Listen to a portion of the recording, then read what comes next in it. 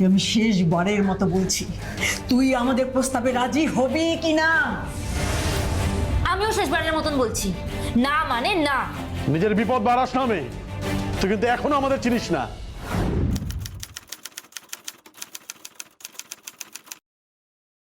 আর তোমরাও আমাকে এখনো চিনতে পারোনি।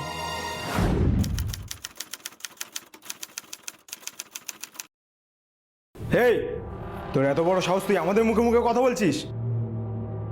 এক্ষুনি না তোকে মেরে জঙ্গলে পুঁতে দিয়ে আসবো।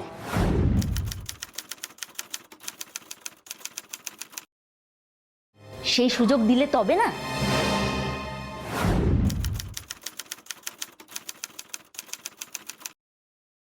কি করবি রে তুই? হ্যাঁ, কি করবি?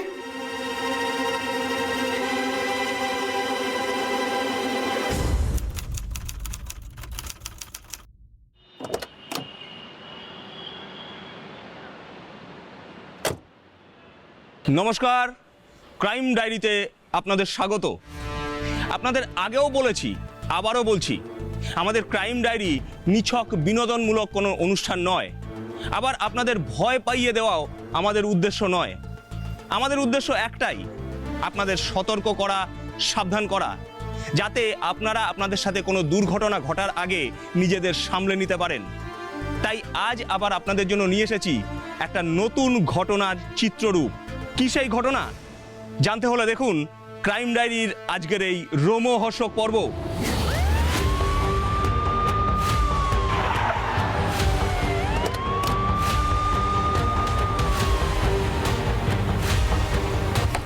স্যার, বডিটা কোথায়? ওইদিকে স্যার, আসুন। দেখি সাইড দিন। এই দেখুন স্যার।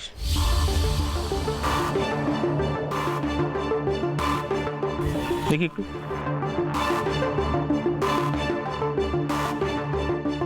সৃজা, বডি তো একেবারে উপুর হয়ে পড়ে আছে। হ্যাঁ স্যার। আর লাশের পিঠে 3টে গুলির ক্ষত। রাইট। মনে হচ্ছে মেয়েটাকে পেছন থেকে গুলি করে মারা হয়েছে। আমারও সেরকমই মনে হচ্ছে স্যার। ভিকটিমের বয়স দেখে মনে হচ্ছে 18 বা 19 হবে। খুব বেশি হলে 20 হবে। তো এখন প্রশ্ন হচ্ছে, এই বয়সে একটা মেয়েকে গুলি করে কেন মারা হলো? সেটাই তো বুঝতে পারছি না স্যার। তবে গুলি যখন চালিয়েছে তখন আমার অনুমান খুনটা কোনো সাধারণ মানুষ করেনি। এক্স্যাক্টলি স্যার, কারণ কোনো সাধারণ মানুষের কাছে তো বন্দুক পিস্তল থাকে না। সেটাই আমাদের কাছে অ্যালার্মিং সিজা। তার মানে এই শহরে কেউ বা কারা বন্দুক পিস্তল নিয়ে অবাধে ঘুরে বেড়াচ্ছে। এরপরে দরকার পড়লে তারা নির্বিচারে একের পর এক খুন করে চলবে। আর আমাদের যে করেই হোক সেটা বন্ধ করতে হবে। ঠিক তাই। আচ্ছা, ভিকটিমের বডিটা এই নির্জন স্থানে পড়ে থাকতে প্রথম কে দেখেছিল?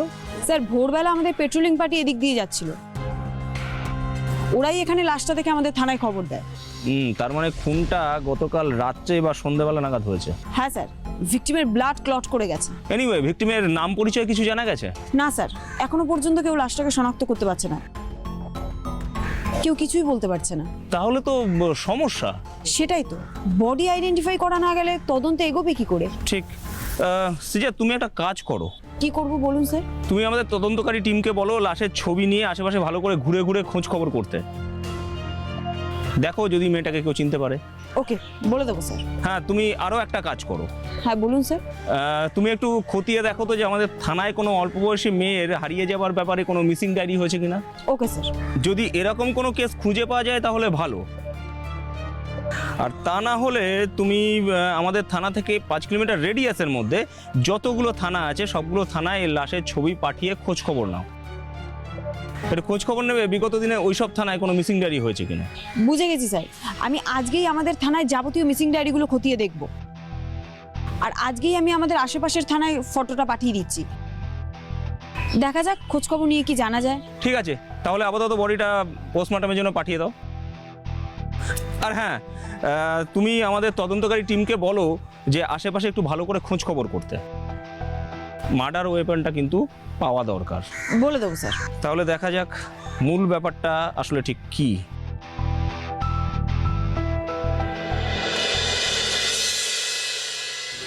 না স্যার, না, গতকাল মতিঝিলের কাছে নির্জন রাস্তা থেকে পাওয়া লাশের শনাক্তকরণ এখনো হয়নি স্যার।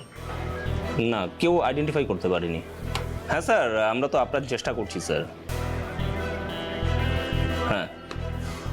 হ্যাঁ, ওকে স্যার, ওকে।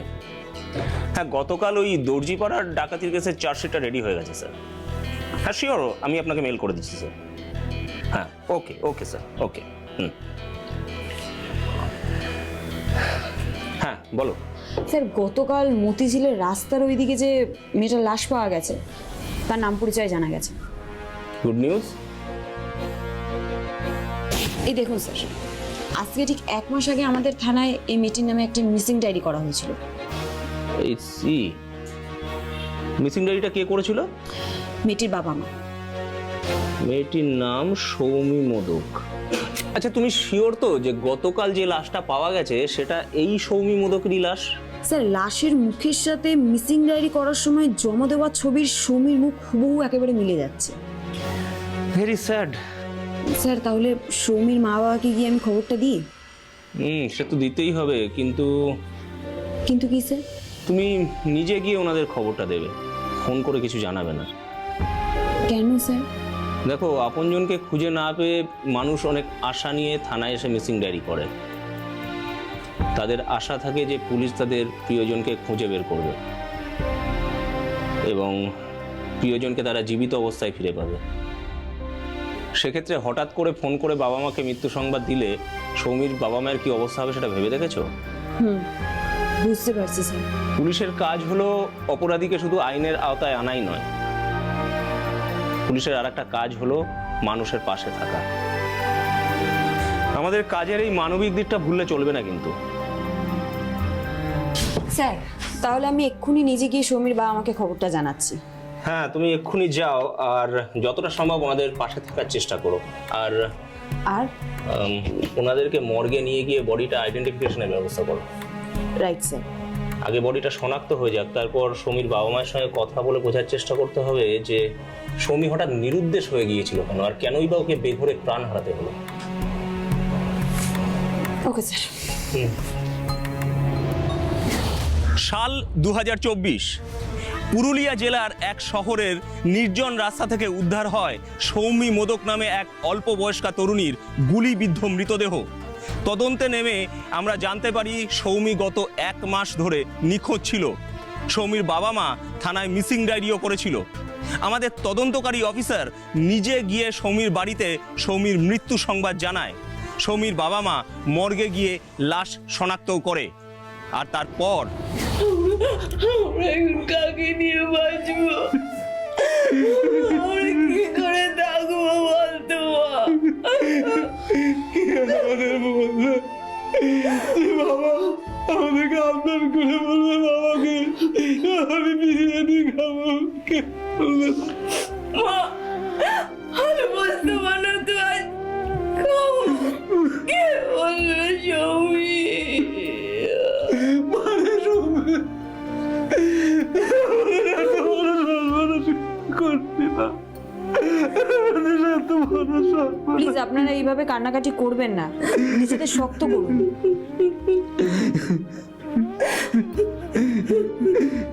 চোখের থেকে আমার বুকটা ফেটে যাচ্ছে দিদিমণি। সৌমির প্রাণবন্ত জীবন্ত মুখটা দেখার বদলে আমার মেয়ের ফ্যাকাশে লাশ দেখতে হবে, এই কথা আমরা ভাবতেও পারিনি। দেখুন আমি আপনাদের মনের অবস্থাটা বুঝতে পারছি, কিন্তু আপনাদের এভাবে ভেঙে পড়লে চলবে না।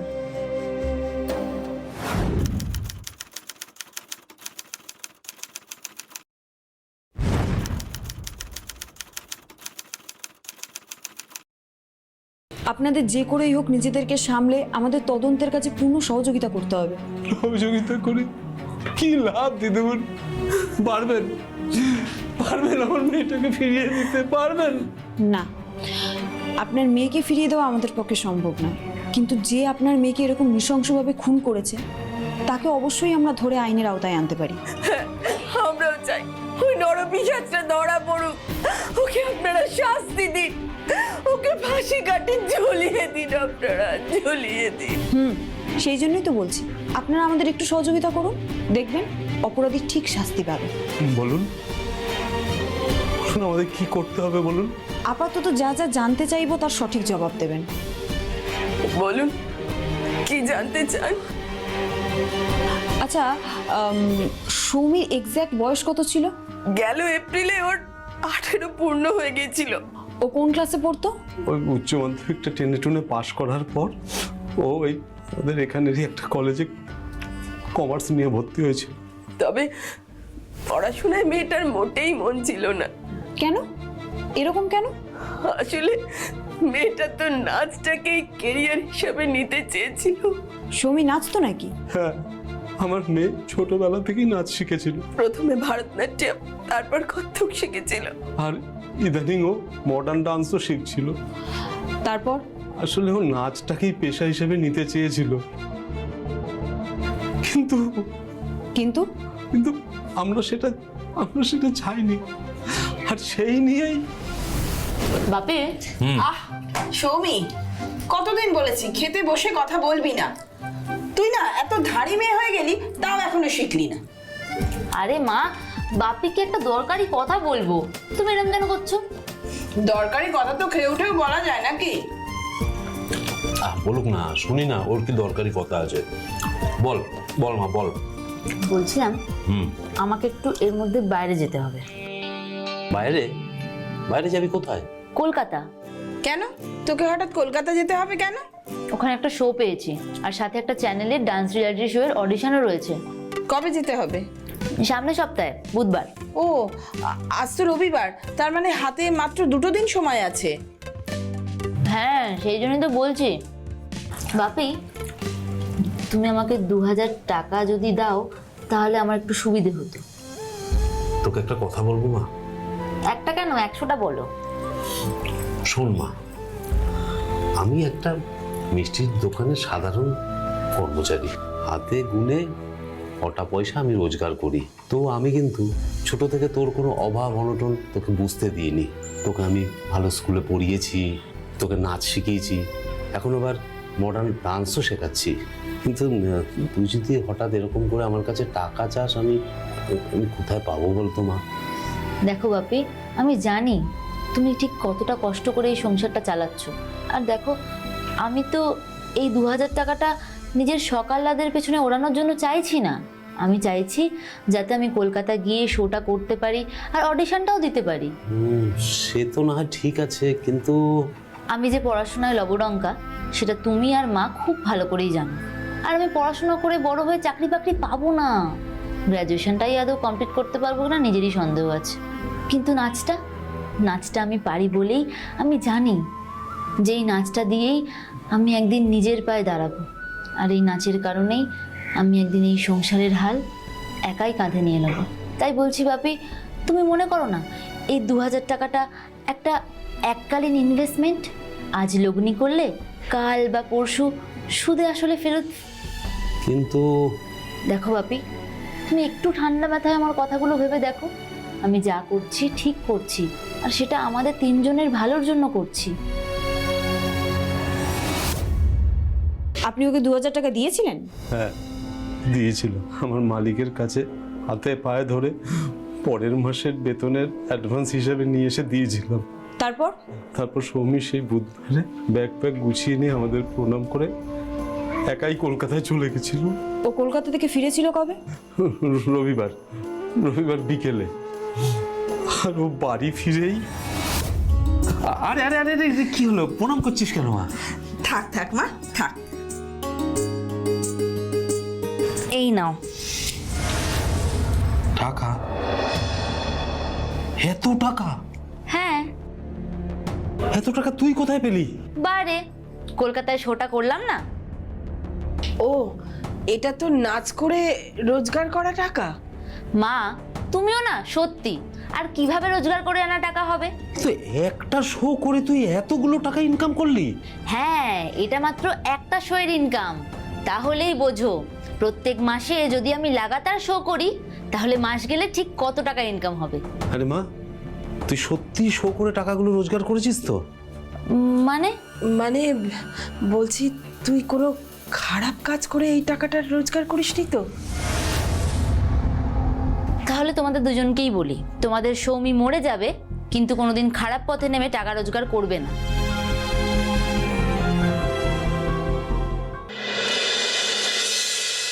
হ্যাঁ রে সৌমি, তোর ওইটার কি হলো রে? কোনটার আবার কি হলো? আরে ওই যে তুই কলকাতার শোয়ের পাশাপাশি টিভি চ্যানেলের একটা কাজে গেছিলিস না, ওইটা। ও, ডান্স রিয়েলিটি শোয়ের অডিশন? হ্যাঁ, ওইটাই বলছি। অডিশন তো দিলাম। পাস করেছিস? জানি না। জানিস না মানে? আরে বাবা, বলেছিল ফোন করে জানাবে, এখনো কিছু জানায়নি। ও, তো জানাবে তো? হ্যাঁ, জানালে জানবো, না জানালে কিছু করার নেই। সবটাই তো আর তোর হাতে নেই। জানো মা, এই চ্যানেলের শোতে যদি চান্সটা পেয়ে যেতাম তাহলে আমার পক্ষে একটু সুবিধাই হতো। কি সুবিধা হতো শুনি? তাহলে আমার জন্য নতুন জগতের একটা দরজা খুলে যেত। আর চ্যাম্পিয়ন হলে তো কোনো কথাই নেই, আর জিততে না পারলেও ওই শোয়ের নাম ভাঙিয়ে এদিক ওদিক থেকে প্রচুর শো পেতে দেবো। শোন, তুই একদম ওসব চিন্তা করিস না, সবটা ঠাকুরের উপর ছেড়ে দে। দেখবি ঠাকুর নিশ্চয়ই একটা ব্যবস্থা করে রেখেছেন। দেখ, এতটা পথ পেরিয়ে যখন তুই এসেছিস তখন জানবি এখানেই শেষ নয়, এরপর না তুই একেবারে তত্তর করে এগিয়ে যাবি। তোমার মুখে ফুলচন্দন পড়ুক মা, কিন্তু আপাতত তুমি এটা প্রার্থনা করো যেন কালকে আমার মিউজিক ভিডিওর শ্যুটটা ভালোই ভালোই উতরে যায়। উমা, কালকে তোর আবার মিউজিক ভিডিওর শুটিং আছে নাকি রে? হ্যাঁ। বাবা সৌমি, তুই কোথা থেকে কোথায় পৌঁছে গেলি রে? হ্যাঁ রে, তা আমরা টিভিতে দেখতে পাবো তোর নাচ? আরে না না, টিভিতে দেখাবে না। ওমা, তাহলে কোথায় দেখাবে? নেটে দেখতে পাবে। ওমা, তাই বা কম কিসে? হ্যাঁ মা, আমিও আর কোনো কমাকমির মধ্যে থাকতে চাই না। আমার চোখে যে স্বপ্নগুলো রয়েছে সেগুলো যদি এক এক করে সত্যি হতে শুরু করে তাহলে আমি খুব তাড়াতাড়ি একটা বিশাল জায়গায় পৌঁছে যাব, আর তখন আমাদের কোনো অভাব থাকবে না। সৌমির মতো একটা মফস্বল শহরের সাধারণ ঘরের মেয়ের পক্ষে একা কলকাতায় যাওয়া, সেখানে গিয়ে নাচের শো করা, চ্যানেলে রিয়েলিটি শোতে অডিশন দেওয়া, মিউজিক ভিডিও শুট করা, এগুলো তোর একার পক্ষে করা সম্ভব নয়। নিশ্চয়ই ওকে কেউ গাইড করছিল। হ্যাঁ, গাইড তো করছিলই। কে করছিল? ওর নাচের দিদিমণি। কি নাম তার? রত্না, রত্না সামন্ত। উনি এখানে ওই শিবম ডান্স একাডেমি বলে একটা নাচের স্কুলও চালান। তার মানে সৌমি শুরু থেকেই ওই ডান্স একাডেমিতেই নাচ শিখতো? না, তাহলে ছোটবেলায়ও ধ্রুব স্যার বলে একজনের কাছে নাচ শিখতো। তারপর 3 বছর আগে ধ্রুব স্যার হঠাৎ মারা যায়। তারপরেই রত্না দিদিমণি স্কুলে ভর্তি হয় ওই মডার্ন ডান্স শেখার জন্য। আচ্ছা, আপনাদের মেয়ে তো প্রায় 1 মাস ধরে নিখোঁজ ছিল। হ্যাঁ, 1 মাস। 1 মাস আগে ও কি করে নিখোঁজ হয়ে গিয়েছিল? আমার এখনো মনে আছে, সেই দিনটা ছিল সোমবার। ওর পছন্দের খিচুড়ি রান্না হয়েছিল। মেয়ে আমার পেট ভরে খিচুড়ি খেয়ে সারা দুপুর ঘুমাচ্ছিল। সৌমি, এই সৌমি, মেয়ের কাণ্ড দেখো, এখনো ভোস ভোস করে ঘুমাচ্ছে। এই সৌমি, ওঠ। হ্যাঁ, কি হয়েছে? সকাল হয়ে গেছে নাকি? সকাল হয়ে যাবে কি রে? তুই তো সেই দুপুরবেলা খেয়ে দিয়ে ঘুমালি, আর এখন বিকেল গড়িয়ে প্রায় সন্ধে হতে চললো। ও, আসলে এত ঘুমিয়েছি সব ভুলে যাচ্ছি। ঠিক আছে, চাটা ধর তো, চা খা। দাও।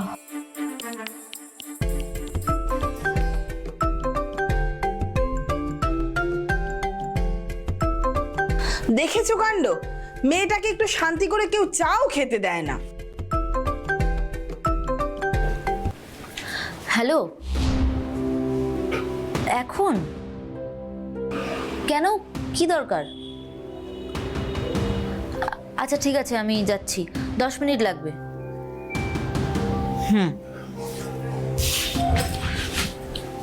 আরে কার ফোন রে? মা, আমাকে একটু বেরোতে হবে এখন। বেরবি মানে কোথায় যাবি? আসছি, দরকার আছে, আসছি। আসছে কি? সৌমি শোন, সৌমি, কি কাণ্ড দেখো, চাটাও খেলো না, দুমদাম করে চলে গেল। উফ, কোথায় গিয়েছিল, কেন গিয়েছিল, কার সাথে দেখা করতে গিয়েছিল, মেয়ে ওর কিছুই বলে যায়নি। সৌমি সেদিন যখন বাড়ি ফিরলো না, তখন আপনারা ওর ফোনে ফোন করেননি? আমি দোকান থেকে ফিরে আসার পর ওকে ফোন করেছিলাম, বহুবার ফোন করেছিলাম, কিন্তু কিন্তু কিন্তু ওর মোবাইল তখন সুইচ অফ বলছিল। সেই দিন থেকে আজ ওর মৃত্যু সংবাদ পাওয়া পর্যন্ত একবারের জন্য মেয়েটার ফোনটা খোলা পাওয়া যায়নি দিদিমণি। তার মানে সৌমি কারোর ফোন পেয়েই বাড়ি থেকে বেরিয়ে গিয়েছিল। হ্যাঁ, ওকে কেউ একজন ফোন করেছিল। সেটা কার ফোন সেটা সৌমি আপনাকে বলে যায়নি? না, বলিনি। না না, আর ঠিক এইখানেই আমার প্রশ্ন, সৌমিকে কে ফোন করেছিল সেটা ওর মাকে বলে যায়নি কেন? হয়তো তাড়াহুড়োতে বলার সময় সুযোগ পাইনি, অথবা হতে পারে সৌমি খুব চাপা স্বভাবের মেয়ে ছিল, বা এমন একজন কেউ ওকে কল করেছিল যার কথা সৌমি ওর মাকে জানাতে চাইনি। হ্যাঁ, তাহলে সেক্ষেত্রে স্বাভাবিকভাবে প্রশ্ন ওঠে সৌমির কি কোনো গুপ্ত প্রেমিক ছিল? এই কথাটা আমি ওর মা বাবাকে জিজ্ঞাসা করেছিলাম স্যার। হ্যাঁ, কি বললো ওর বাবা মা? বলেছিল সৌমির নাকি প্রেম ভালোবাসার ব্যাপারে কোনোদিনও কোনো ইন্টারেস্ট ছিল না। কিন্তু এই কথাটা যে অক্ষরে অক্ষরে সত্যি এটা ভাবার কিন্তু কোনো কারণ নেই সিজা। সে তো বটেই স্যার, হয়তো সৌমি লুকিয়ে চুরিয়ে প্রেম করতো, আর সেই কথাটা হয়তো ওর বাড়ির লোককে জানাতো না। এক্স্যাক্টলি, আর তাই সেদিন সন্ধ্যের মুখে সৌমিকে ওর গুপ্ত প্রেমিক ফোন করেছিল কিনা এটা কিন্তু আমাদের জানতে হবে। আমি সৌমির মোবাইল নম্বরটা ওর বাবার কাছ থেকে নিয়ে নিয়েছি স্যার। হ্যাঁ, এটা তুমি খুব ভালোই করেছো। যাই হোক, তুমি ওই সৌমির মোবাইল নাম্বারটা আমাদের টেকনিক্যাল টিমকে দিয়ে দাও, আর সৌমির মোবাইল নম্বরে ঠিকুজি কুষ্টি বের করে ওদের দেখতে বলো যে সেদিন সন্ধ্যে সৌমিকে ঠিক কে ফোন করেছিল। Okay sir.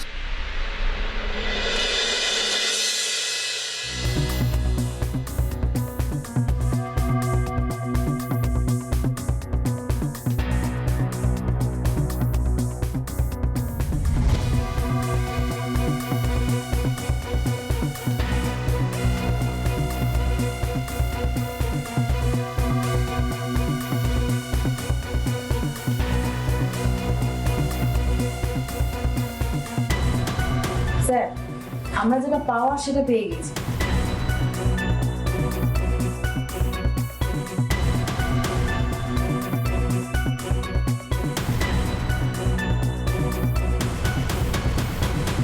এক্সকিউজ মি, আপনি রত্না সামন্ত? হ্যাঁ, আমি রত্না সামন্ত। কিন্তু কেন বলুন তো?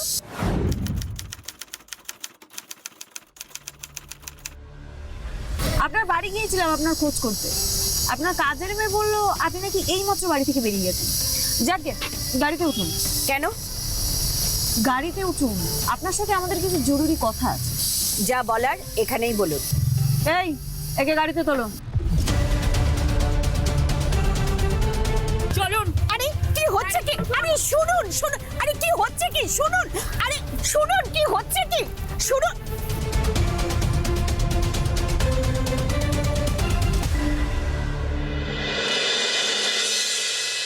তাহলে আপনি রত্না সামন্ত, সৌমি মোদকের ডান্স টিচার? হ্যাঁ, কিন্তু আমায় এভাবে জোর করে থানায় তুলে আনা হলো কেন? আপনি বাধ্যমের মতো গাড়িতে উঠে বসলে আপনাকে জোর খাটানোর কোনো দরকারই পড়তো না। আর আমাদের প্রশ্নের ঠিকঠাক উত্তর দিলে এখানে আপনার উপরে কোনো জোর খাটানোর দরকার হবে না। কি প্রশ্ন? সেদিন সন্ধ্যের মুখে আপনি সৌমিকে ফোন করেছিলেন কেন? আমি আবার কখন সন্ধ্যার মুখে সৌমিকে ফোন করলাম? ঠিক যেদিন সৌমি নিখোঁজ হয়ে গিয়েছিল। না, আমি তো ওই দিন সৌমিকে ফোন করিনি। আপনি ওই দিন সৌমিকে ফোন করেননি? না, করিনি। এগুলো কি জানেন? না, জানি না আমি। এগুলো হলো সৌমির মোবাইলের কল ডিটেলস। আর এতে দেখা যাচ্ছে যে সেই দিন অর্থাৎ 24শে জুন ঠিক বিকেল 5:42 আপনার মোবাইল থেকে সৌমির মোবাইলে কল ঢুকেছিল। কি হলো, চুপ করে আছেন যে? নাকি মনে মনে ভাবছেন যে আর কি মিথ্যা কথা বলা যায় আমাদের? চুপ করে থাকলে কিন্তু চলবে না রত্না সামন্ত। যেখানে সব বড় বড় রাঘব বলকেও আমরা মুখ খুলতে বাধ্য করি, সেখানে তো নেহাতি আপনি একজন চুনোপুটি। তাই ভালো চান তো বলুন, সেদিন সন্ধ্যার মুখে কেন আপনি আপনার ছাত্রীকে ফোন করেছিলেন?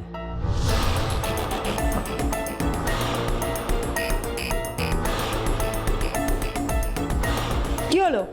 হঠাৎ কান্নাকাটি করা শুরু করে দিলেন কেন? আপনি যদি ভাবেন চোখের জল ফেলে পার পেয়ে যাবেন তাহলে আপনি কিন্তু ভুল করছেন ম্যাডাম। আমরা যখন কাউকে চেপে ধরি তখন কিন্তু খুব সহজে ছেড়ে দিই না। তাই কান্নাকাটি বন্ধ করে আপনি ভালোই ভালোই বলে দিন সেদিন আপনি কেন সৌমিকে ফোন করেছিলেন। আমি সেদিন নিজের ইচ্ছে সৌমিকে ফোন করিনি, তাহলে কার ইচ্ছেই করেছিলেন? পদ্মাদির নির্দেশে। কে পদ্মাদি? উনি একজন ইভেন্ট অর্গানাইজার। উনি হঠাৎ আপনাকে কেন সৌমির মোবাইলে ফোন করতে বলেছিলেন? আসলে সেদিন বিকেলে আমি সব বুঝতে পারছি পদ্মাদি, কিন্তু আপনি একটা কথা বোঝার চেষ্টা করছেন না যে হাতের 5টা আঙুল সমান নয়। আমাদের সৌমি ওইরকম মেয়ে নয়। দেখো রত্না, আমার চোখ যখন একবার সৌমির উপর পড়েছে না, যেভাবেই হোক ওকে বাগিয়ে আনতে হবে। এই পদ্মা মুখার্জি একবার যাকে পছন্দ করে, এই পদ্মা মুখার্জির হাত থেকে তার আর রেহাই নেই। শুনুন পদ্মাদি, আমার ডান্স স্কুলে কিন্তু আরো অনেক মেয়ে আছে। কিন্তু সৌমির মতো অত সুন্দরী আর ভালো নাচ জানা মেয়ে তো আর নেই, তাই না? ঠিক বলেছিস রিয়াজ। এমনি এমনি কি ওকে আমি এতগুলো টাকা খরচ করে ওকে দিয়ে মিউজিক ভিডিও বানিয়েছি? এমনি এমনি কি ওকে দিয়ে আমি এতগুলো শো করিয়েছি? হ্যাঁ, আমি সব বুঝতে পারছি পদ্মাদি, কিন্তু সব কিন্তু পরন্তু কিচ্ছু জানি না। যেখান থেকেই হোক সৌমিকে নিয়ে আসতে হবে। যাও, ফোন করো। এক্ষুনি ফোন করব? হ্যাঁ, এক্ষুনি করবে। আর ও আসার পর? ও আসার পর যে কি হবে সেটা তুমি নিজের চোখেই দেখতে পাবে। ফোন করো।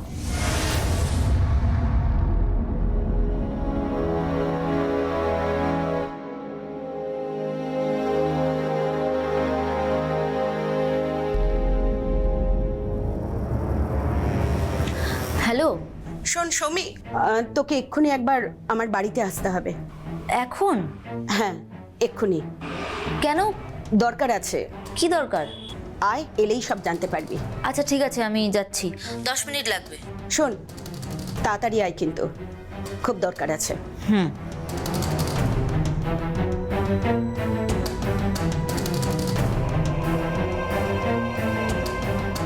বললো 10 মিনিটের মধ্যেই আসছে।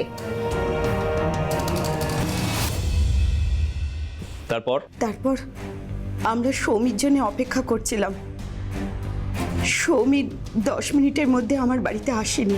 ওসব সময়ের চুলচেরা হিসেব নিকেশ পরে একদিন সময় করে হবে। তারপর কি হয়েছিল সেটা বল। বলছি সেদিন সৌমি আমার বাড়িতে আসার পর। আরে পদ্মা ম্যাডাম, আপনি হঠাৎ? আচ্ছা থাক। আয়। বস এখানে।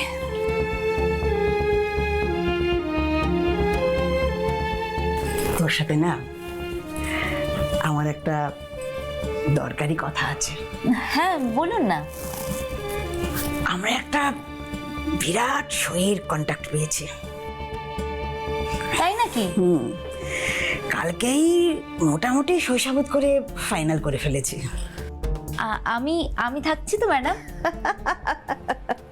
আরে থাকছিস বলেই তো রত্নাকে ফোন করিয়ে তোকে তৈরি করে ডেকে পাঠিয়েছি। আচ্ছা ম্যাডাম, শোটা কোথায় হবে? কাছেই। কাছেই মানে কোথায়? ছাপড়া। কোথায়? আরে ছাপড়া, বিহার। না ম্যাডাম, আমি বিহারে নাচতে যেতে পারবো না। কেন?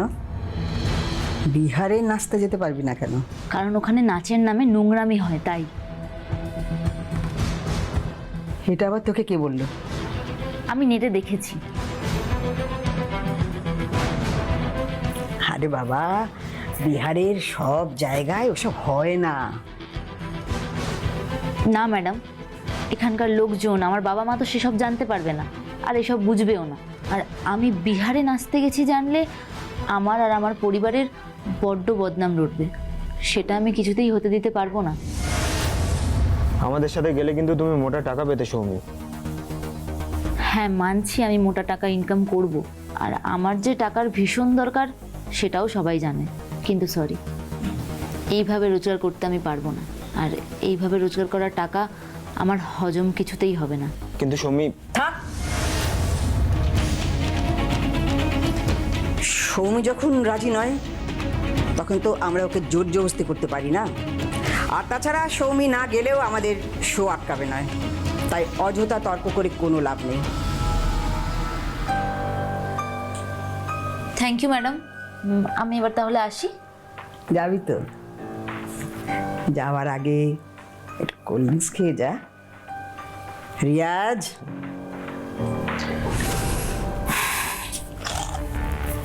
না টুক করে দুটো মেরে দাও দেখি। খা।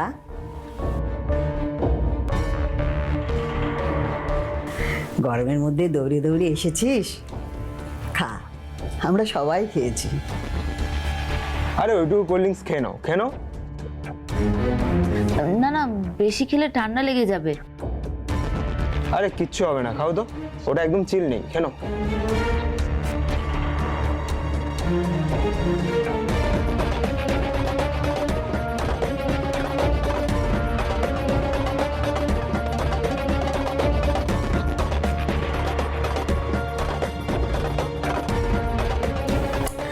এবার তাহলে আমি আসি ম্যাডাম, আমি এবার উঠি তাহলে।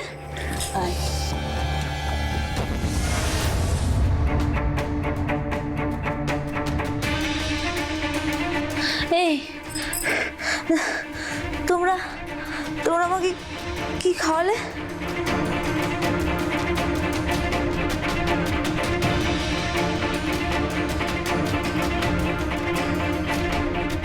আমি আমি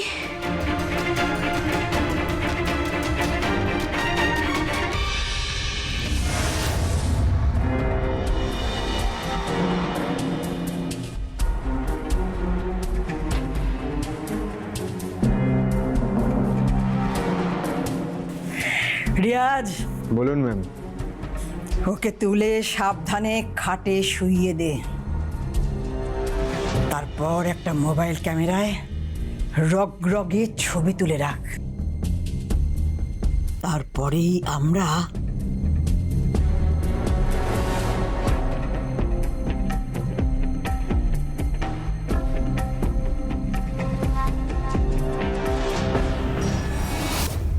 এই কাজের জন্য পদ্মা মুখার্জি কি আপনাকে কোনো রকম টাকা পয়সা দিয়েছিল? হ্যাঁ দিয়েছিল। কত দিয়েছিল? ৩৫,০০০ টাকা ক্যাশ। বাহ বাহ বাহ বাহ বাহ, মাত্র 35,000 টাকার জন্য আপনি একজন নিরীহ নিষ্পাপ মেয়েকে বেচে দিলেন? আপনি মানুষ? আপনার বিবেকে একবারও বাঁধলো না? বিশেষ করে আমার বড় ভুল হয়ে গেছে, আর কোনোদিন এরকম ভুল হবে না। সেই সুযোগ আপনাকে দেওয়া হলে তবে না। সৃজা, স্যার, রত্নাকে অ্যারেস্ট করে লকআপে ভরে দাও। আর দেখো ওনার যেন খাতির যত্নের কোনো অভাব না হয়।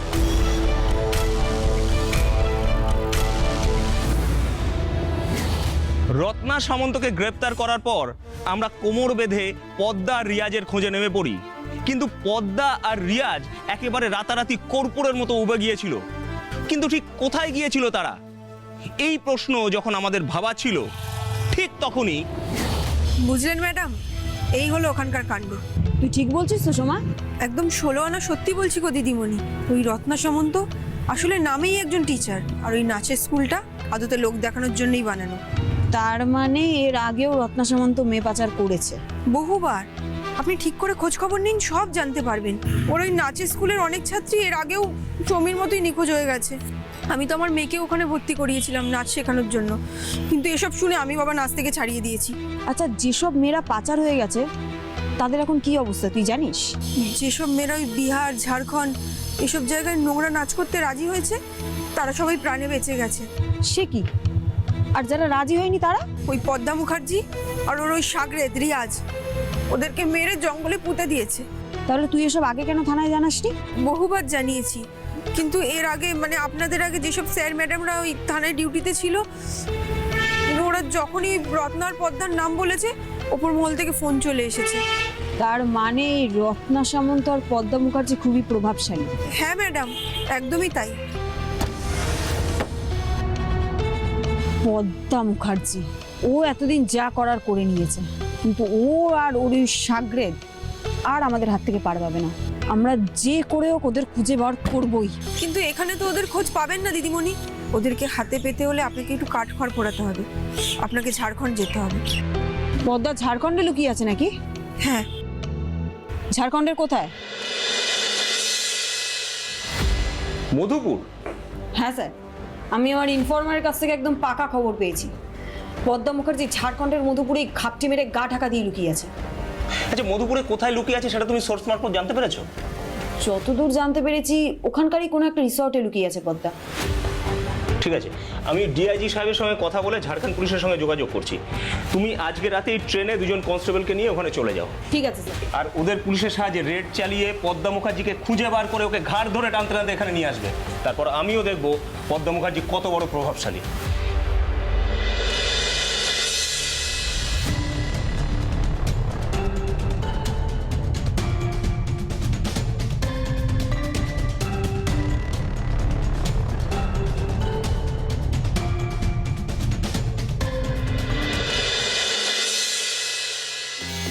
পদ্মা মুখার্জি, তুই নিজেকে নির্দোষ বলে দাবি করিস কি করে? তুই যদি সত্যি সত্যি নির্দোষ হতিস না, তাহলে রাতারাতি পাততাড়ি গুটিয়ে মধুপুরে গিয়ে লুকিয়ে বসা থাকতিস না। আসলে আসলে আমি ওই হাওয়া বদল করতে গিয়েছিলাম। মিথ্যা কথা বললে কিন্তু আমরা তোর হাওয়া টাইট করে দেবো পদ্মা। না না, আমি সত্যি বলছি। ওই যে আপনারা যেসব নাম বললেন না, যে কি ওই রত্না, সৌমি, এদের কাউকে আমি চিনি না। বেশ, এই ওকে নিয়ে এসো। কাকে আনতে বলছেন? যাকে তুই চিনিস না বললি।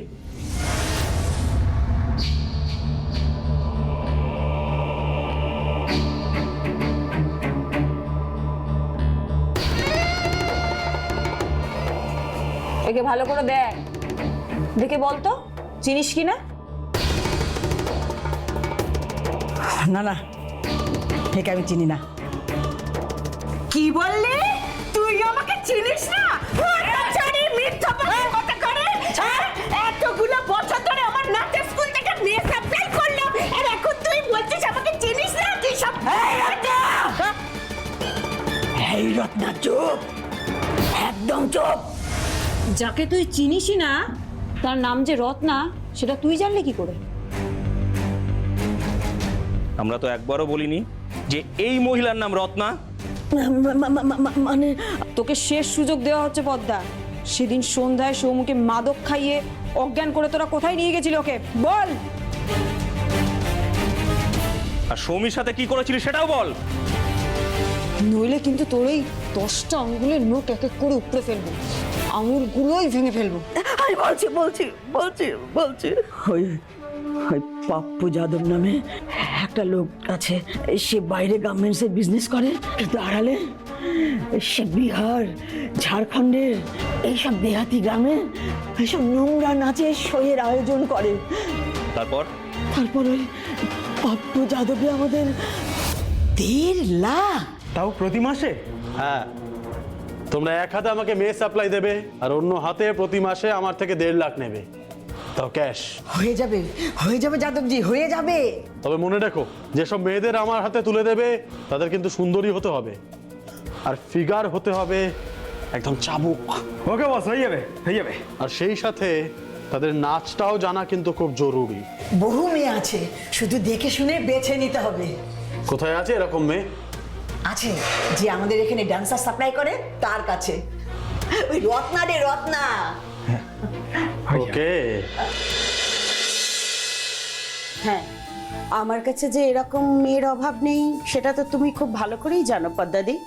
কিন্তু তারা কি বিহার আর ঝাড়খণ্ডে গিয়ে এরকম খোলামেলা নাচের শো করতে রাজি হবে নাকি? যারা টাকাটাকে মনে করে বড় আর ইজ্জতটাকে পরে দেখে, তারা কিন্তু ঠিক রাজি হয়ে যাবে। তা এরকম মেয়ে তোমার স্কুলে আছে নাকি? হ্যাঁ, আছে বেশ কয়েকজন। তাহলে তাদের সাথে আমাকে একবার দেখা করিয়ে দাও। সে তো তোমাকে আমি কালকেই দেখা করিয়ে দিতে পারি ওদের সঙ্গে। আচ্ছা শোনো না, ওই তোমাদের দলে এরকম মেয়ে আছে যাকে একটু কম কাপড় পরে স্টেজে উঠতে দেখলেই পাবলিক সিটি মেরে হাততালি দিয়ে মোটা মোটা টাকা ছুড়বে? একজন আছে, কে?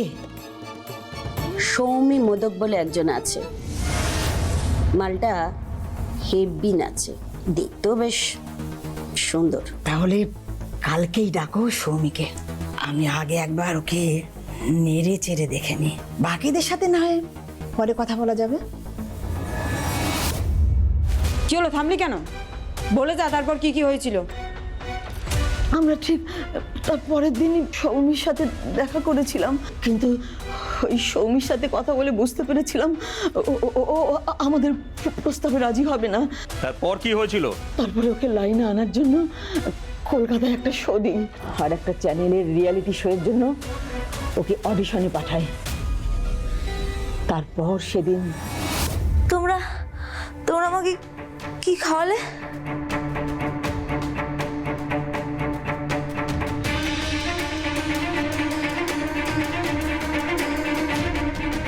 আমি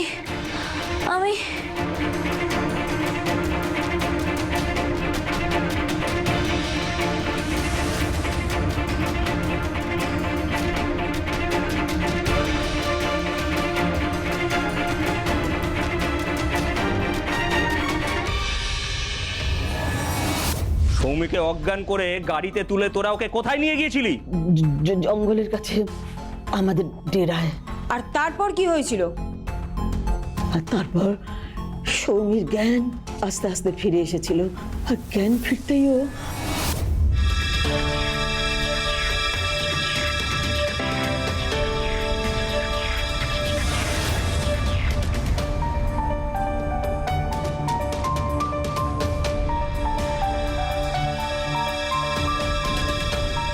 তোমাদের সাহস তো কম নয়, আমাকে অজ্ঞান করে এখানে নিয়ে এসেছো।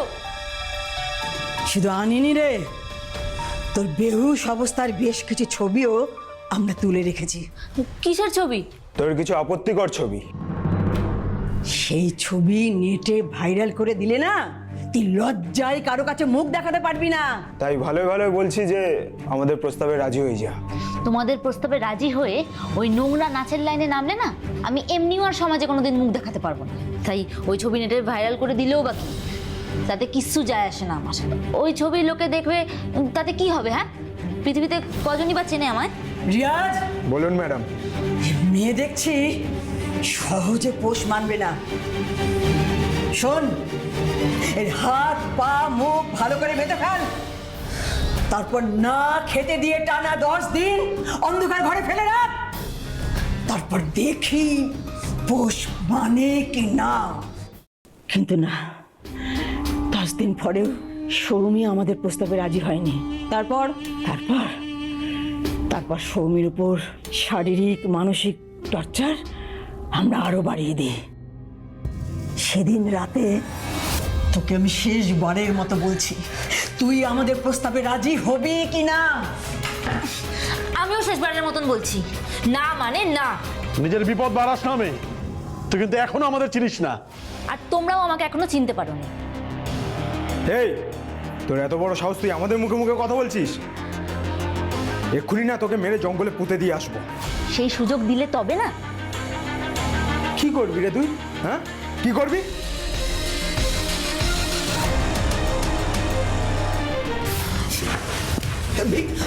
আরে মেয়েটা পালিয়ে গেল তো, ধরো ওকে, ধরো, থানায় চলে গেলেন সব খবর হয়ে যাবে।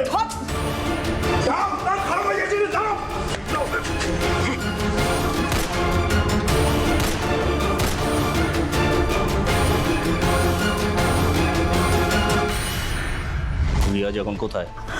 রিয়া যখন বিহারে লুকিয়ে আছে। বিহারের কোথায়? পাটনা। এরপর বিহার পুলিশের সাহায্যে পাটনা থেকে আমরা গ্রেপ্তার করি রিয়াজ আহমেদকে। তাকে ট্রানজিট রিমান্ডে পুরুলিয়া আনার পর পদ্মার সাথে আদালতে তোলা হয়। এর ঠিক 40 দিন পর চার্জশিট জমা দেওয়ার পর ফাস্ট ট্র্যাক কোর্টে শুরু হয় বিচার প্রক্রিয়া। সম্প্রতি এই হত্যা মামলার রায় ঘোষণা করা হয়েছে। রিয়াজকে ফাঁসির সাজা দেওয়া হয়েছে, পদ্মাকে যাবজ্জীবনের সাজা আর রত্নাকে 10 বছরের সশ্রম কারাদণ্ড দেওয়া হয়েছে। আমরা এই রায়ে অত্যন্ত খুশি, কারণ এইভাবে দোষীরা শাস্তি পেলে তবেই ঘাড়ের কাছে নিঃশ্বাস ফেলতে থাকা অপরাধীরা সাবধান হবে। সাবধান হন আপনিও, সাবধান হও বাংলা।